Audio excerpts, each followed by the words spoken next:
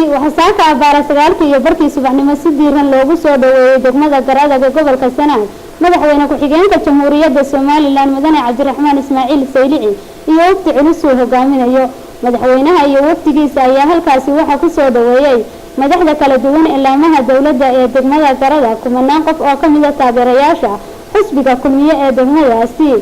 ururada bulshada dhalinyaro haweeney qaybaha kala gedisan ee bulshada madaxweyne ku xigeenka iyo waqtigiisa ayaa sidcaalkoodani waxa uu ku wajahnaa u kurgalida iyo wacyigelinta diiwaangelinta kaarka codbixiyayaasha oo maalinta sabtida ee soo socota ka bilaabi doonta gobolka Sanaag markii uu soo gaaray madaxweynaha iyo waqtigiisa gudaha degmada Garada ayaa waxa loo gudbiyay goobtii looga asteeyay munaasabada soo dhaweynta inay ka dhacdo waxaana halkaasi ugu horeyntiiba ka hadlay mas'uuliyiinta kala duwan ee degmada Garada sida maayirka degmada Garada Faarax Aadan Abdullaahi Saylici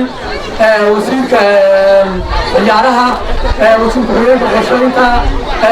hoggaanka xisbiga kulmiye marayo gudoomiye ku-xigeenka Maxamed Kaarin afhayeenkii xisbiga xoghayihi xisbiga iyo dhammaanba waftiga ballaaran ee ay hogaaminayaan waxaanu ku soo dhaweynaynaa degmada Garada gobolka Sanaag waxaanu leenahay ku soo dhawaada idinkoo mahadsan aad iyo aad baan idinka mahad celinaynaa safarkiina ballaaran ee aad ku soo kala bixiseen oo ku soo gaadheen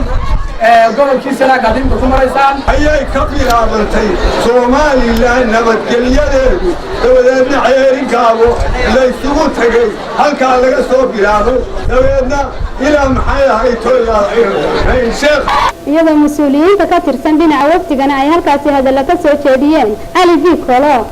afhayeenka xisbiga maxaafidka ah ee kulmiye Xasan Kaafadhi gudoomiye ku-xigeenka xisbiga maxaafidka ah ee kulmiye مجاهد محمد كاهن أحمد.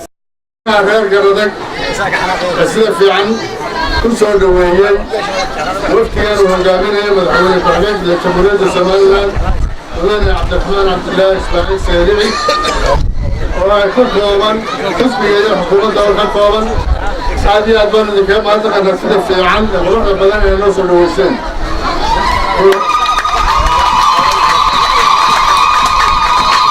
هالتي وروح نقنا وروح لذي كبرتي وروح أتين بسم الله الرحمن الرحيم الحمد لله رب العالمين والصلاة والسلام على سيدنا محمد وعلى آله وصحبه أجمعين مدحونا كحجين جمهورية الصوماليلاند وابنها القرى والسيدنا وابنها وكانت حسبنا لأنه وقاشة وضياشة dhalinyarada haweenka aad iyo aad baan idin salaamaya assalaamu calaykum waraxmatullaahi wabarakaatu madaxweyne sidii odayaasha ay u sheegeen magaaladani waa Garada geedkanina waa geedkii Garada taariikh fara badan dunyada wuxuu ku jintay taariikh halgabeedkii Soomaaliland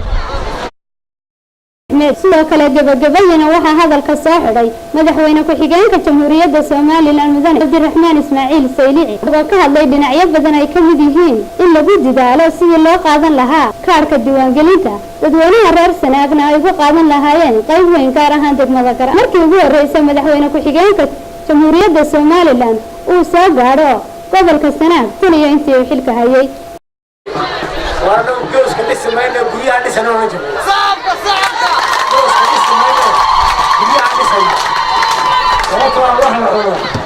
مسكون بالجيا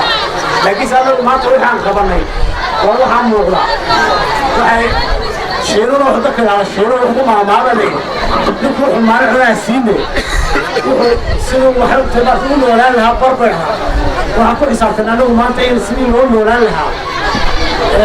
ودوي كوي وما أنت بنت روح على بدوتي ما أنت وقاش كيف دوكستي يعني كنت هروح كفر بلاني صعد كنت هروح كفر بلاني دخل بقى صوب قال لي قالوا لي كنت جيس كفر دوها أنا ونرش على أساس إيش خيرنا هوا كرش خيبة تاكل يا ناس